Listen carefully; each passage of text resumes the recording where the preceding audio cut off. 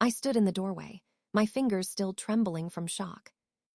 Lan's face turned pale, her lips parting in a false smile. "Vi, you scared me," she said, voice brittle as glass. Kwang stared at the floor, shifting his weight from foot to foot. The silence stretched like a tight rope ready to snap. I took one step forward, clutching my fallen folder to my chest. "I heard everything," I said, each word scraping my throat.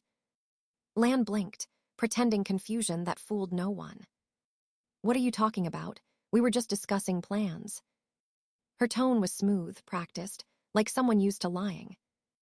"You said you wanted me out," I said, my voice steadier now. Kwang flinched, but didn't look up. Lan's hand touched her stomach, a gesture rehearsed for sympathy. "You're misunderstanding, Vi. It's about the baby's room." "Stop," I whispered. "I know what I heard." The words landed heavy between us. Lan's eyes hardened, the mask slipping away. "You shouldn't eavesdrop in someone else's house." Someone else's house. The phrase hit like a slap. For months I had cleaned their kitchen, watched their son. I had paid rent, cooked dinners, helped whenever they asked. Now all that vanished in a single sentence. I felt small, invisible, unwanted in a space I thought was home.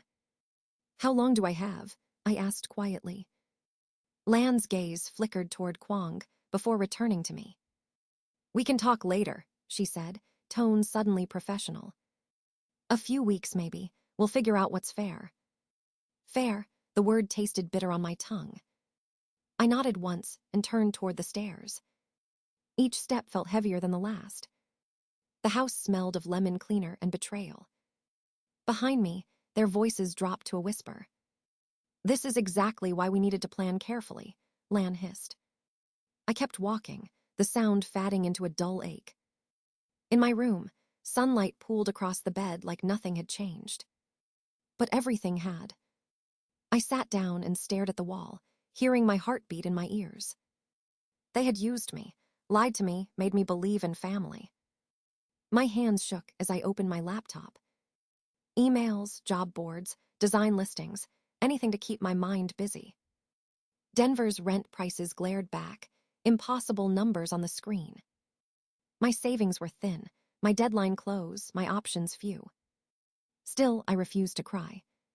Tears wouldn't fix this, wouldn't pay the next rent. Downstairs, dishes clinked, laughter forced and hollow.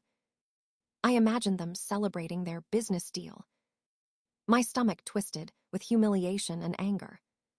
But beneath the pain, something stronger began to stir. A cold, focused resolve replaced the hurt. They might have taken my trust, but not my will. If they wanted me gone, fine. I would leave, but not broken. Not silent. Not the same naive girl who walked into this house 5 months ago. The next morning, the house felt colder than usual. Lan and Kwang spoke softly in the living room, their voices sharp. I stayed upstairs, pretending to get ready for work. But my mind replayed every word from last night. Their betrayal buzzed under my skin like static. Before leaving, I stopped by the family computer in the hallway. It was still logged in under Lan's name. I only meant to check my schedule. Then the email popped up, bold and impossible to ignore. Subject line: contract finalized, commission $180,000. My breath caught as I clicked. Messages flooded the screen, all congratulating them. They hadn't been struggling, they'd been lying. And then I saw it, the line that shattered me completely. "We need to handle the Vi situation now, that we're secure." Lan had written it 3 weeks ago. "The pregnancy gives us the perfect excuse." Perfect excuse, like I was a broken lamp they could toss out. My hands shook as I scrolled further. Each message sliced deeper, each word proof of betrayal. I closed the laptop, my reflection pale on the dark screen. I had been nothing but their backup plan. That evening, Lan acted as if nothing had happened. She hummed while setting the table, her smile too bright. Kwang sat silently, eyes fixed on his plate. I placed the dinner I'd cooked in front of them and waited. Halfway through the meal, Lan cleared her throat. Kwong mentioned something concerning, she began smoothly. I looked up. About what? She met my eyes, calm and deliberate. He said you've been overly friendly with him lately. The room tilted. I froze, fork in midair. That's not true, I said, my voice trembling but firm. Kwong didn't deny it. He just stared at his food. My heart pounded in disbelief. Lan pressed her hand to her stomach again. We think it's best if you move out soon, she said softly. We'll need your room for the baby. 3 weeks, that was the timeline they offered. I laughed once, bitter and sharp. 3 weeks in this housing market? You're joking. Lan's smile didn't reach her eyes. You've been living here rent-free for months, she said. The lie hit harder than any slap. I stood, went upstairs, and returned with a folder. Bank statements all highlighted, every rent payment clear. I placed them in front of her. Check again, I said quietly, every month on time. She barely glanced before closing the folder. Family comes first, she said. I stared at her, at the woman who used to braid my hair. My throat ached, but I kept my voice steady. You're right, I said. It does, I just wish you'd remembered that sooner. I gathered the papers and walked to my room. Behind me, Lan sighed in annoyance, not regret. I closed the door and locked it. Outside, laughter drifted faintly through the hall. Inside, I packed my sketches and plans. The family, I thought I had no longer existed. And for the first time, I stopped trying to belong. 2 days later, the phone calls began. Aunt Mai's voice came first, sharp and full of judgment. How could you leave your sister when she's pregnant? She asked. My mouth went dry as I listened in silence. Lan had already rewritten the story for everyone. Now I was the selfish one, the ungrateful one. Each relative called with the same tone of accusation. By noon, I had stopped answering. Through the window, I saw Lan watering her flowers. She waved up at me, smiling sweetly like nothing had happened. I turned away, nausea twisting my stomach. When I returned home from work, boxes filled my room. My things were thrown together, wrinkled and bent. My design boards were damaged, corners torn. Lan leaned against the doorframe, feigning innocence. I started packing for you, she said, voice syrupy. Just trying to help. My throat burned with anger, but I said nothing. The next morning, my laptop refused to connect to Wi-Fi. Password changed, network locked. I knocked on their door, still in my work clothes. Kwong answered, eyes avoiding mine. Security concerns, he muttered. We'll text you the new one. He never did. My project deadline was 3 hours away. I gathered my files and rushed to a nearby cafe. The screen flickered as I uploaded the final design. When it went through, I exhaled shakily. I'd survived one more small battle. That afternoon, Lan called as I left work. The painters are coming Monday for your room, she said. She paused, correcting herself. Our nursery, I mean. That was 2 weeks earlier than agreed. You said I had 3 weeks, I reminded her. We found someone sooner, she replied cheerfully. Such good luck, she called it. My luck was running out. Every night, I filled out rental applications. Every morning, rejection emails filled my inbox. Dozens of applicants, waiting lists, too expensive, too late. By the end of the week, my options were gone. I slept on my friend Lynn's couch for 2 nights. Her boyfriend moved in on the 3rd.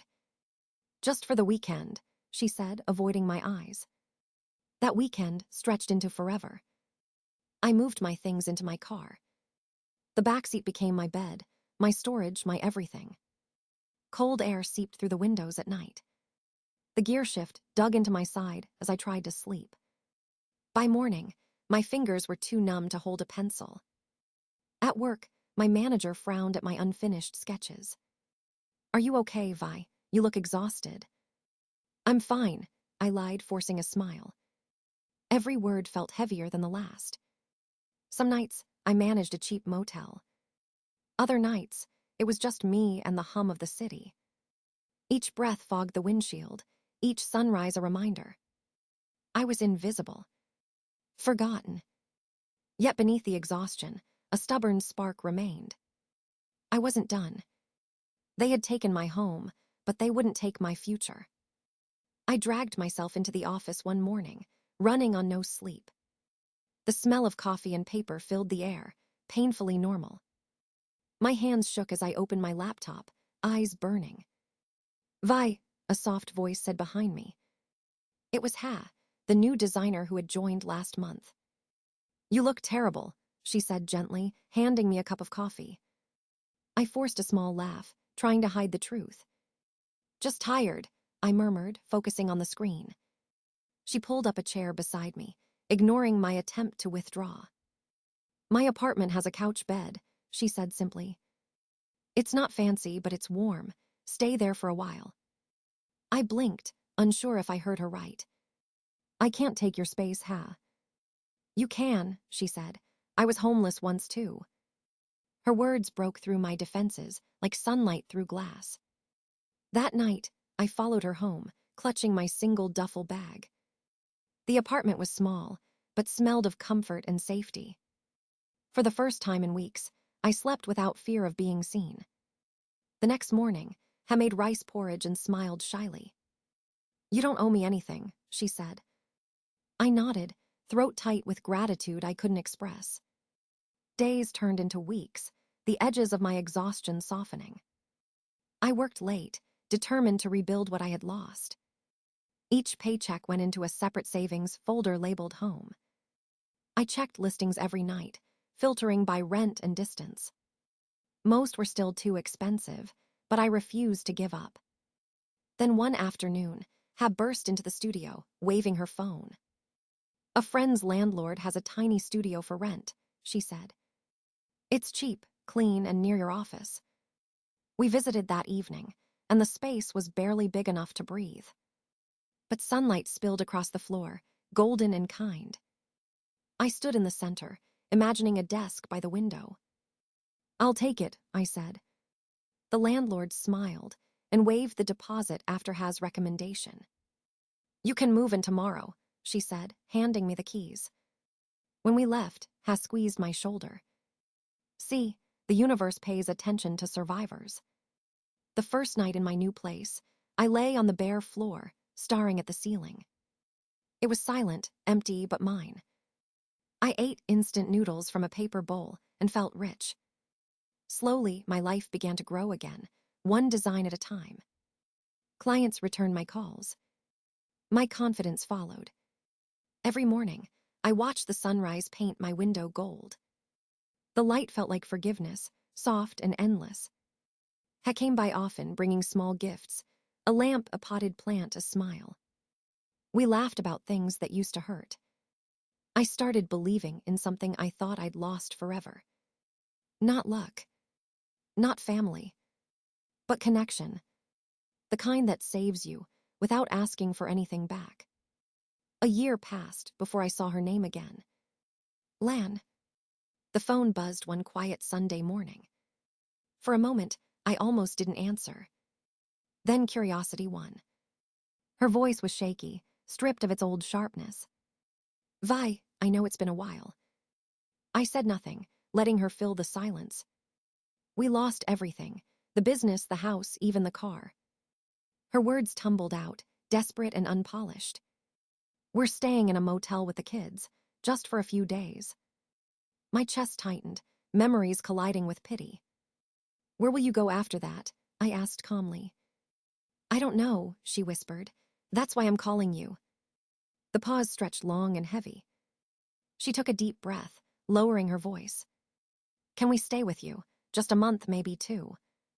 I looked around my small apartment. The sunlight on the wall, the piece I had built. Blood is thicker than water, she said next. That old line tasted different now. I wasn't sure if it was guilt or anger that rose first. Let me think about it, I said and hung up. The moment the call ended, I dialed Ha. Her voice was calm, grounding as always. They want to stay here, I told her. And how do you feel about that? She asked softly. I don't know. They're struggling, but they broke me once. Then don't let them do it again, she said. Help them in a way that doesn't destroy you. That night, I stayed up researching shelters, programs, and charities. Family housing, rental assistance, food banks. By midnight, I had created a full list of resources. I titled it Paths Forward and saved it on my desktop. It wasn't revenge. It was closure. Later that week, my phone rang again. This time it was Kwang. His voice was low, almost ashamed. Vi, I need to tell you something before we ask again. He paused. Those things Lan said about you, about me, they weren't true. My hand froze around the phone. Silence pulsed between us. Why tell me now? I asked. Because you deserve the truth, he said quietly. And because we really have nowhere else to go. When the call ended, I sat still for a long time. I opened the file on my screen and read through every link again. Then I composed a short email to Lan. I can't offer a place to stay, but here are programs that can help you immediately. No anger, no apology, just facts. Before sleeping, I closed my laptop and looked around the room. The plants, the sketches, the quiet. All mine. I had learned that compassion didn't mean surrender. That forgiveness didn't require forgetting. I turned off the light, whispering to myself. This time I choose peace. 2 days later, there was a knock at my door.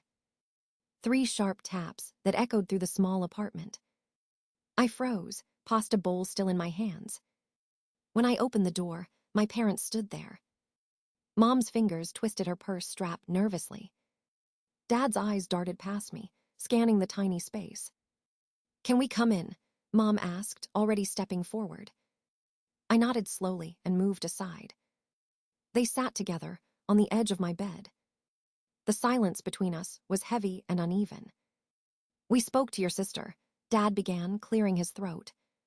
She told us everything. They're in trouble, Vi. Mom leaned in, voice soft, persuasive. They just need a place for a little while. I stood by my desk, hands resting on a folder. I had known this conversation was coming. She's your sister, Mom continued. Those are your niece and nephew. The words landed like stones in my chest. I opened the folder and handed them each a packet. What's this? Dad asked, flipping through the pages. A list of housing programs, shelters, and assistance funds, I said. I highlighted the ones that help families with children. Mom frowned, scanning the pages in confusion. But you have space here, she said softly. I met her eyes. No, I don't, I said. And even if I did, that's not the point. Dad's voice hardened slightly. Family sticks together during hard times. I took a deep breath and sat across from them. When I lived with Lan and Kwang, I slept in my car after they kicked me out. Mom's head jerked up, eyes wide. You never told us that. Would you have believed me? I asked quietly. They said I left by choice. They said I was ungrateful. While I was searching for safe parking lots, they were heating their floors. Mom's hands trembled as she touched the papers again. I rebuilt my life alone, I said. I learned that family isn't just blood, it's respect and honesty. Dad's jaw tightened, guilt flickering behind his eyes. I pointed at the folder. They can use this. It's real help, not just shelter built on lies. The room fell silent, except for the hum of the refrigerator. Mom nodded slowly, tears forming at the corners of her eyes. 2 weeks later, we all sat around my parents' table. Lan wore the expression of a martyr, voice thick with self-pity. Allison has space but won't help us, she told them. I stayed quiet until the moment felt right. Then I stood, laying down new folders, my own records. Rent receipts, text logs, emails, timelines. Everything they'd done. It's all here, I said, the truth. Lan's face flushed red. Kwang lowered his head. This is ridiculous, Lan hissed. It's accurate, Kwong said softly. No one spoke for a long minute. I don't want revenge, I said finally. I just want my story to stop being rewritten. Mom reached across the table, gripping my hand tightly. For the first time, she believed me. And in that moment, I felt free. 6 months later, sunlight poured through my new apartment windows. The hardwood floors glowed beneath my bare feet. My name shone on the doorplate, Vian Design Studio. Every corner of the room carried my fingerprints, my choices. No borrowed space, no whispered judgment, no fear. Photos lined the shelf, me, Ha, and friends who became family. Laughter frozen in frames that told my real story. Lan and Kwong were rebuilding somewhere else, quietly this time. We hadn't spoken since that dinner, and that was enough. I'd learned that peace doesn't always mean reunion. Sometimes it means silence that no longer hurts. One evening, I hosted my first housewarming party. The room buzzed with warmth and music. Ha raised her glass, smiling through the glow. To Vi, she said, who turned pain into strength. The words sank deep, steady and bright. Later, when everyone left, I stood by the window. City lights flickered like tiny promises below. For the first time, I felt whole. No debts, no apologies. Just freedom. Family, I realized, isn't who shares your blood. It's who stands beside you when you start over. And I had finally started over.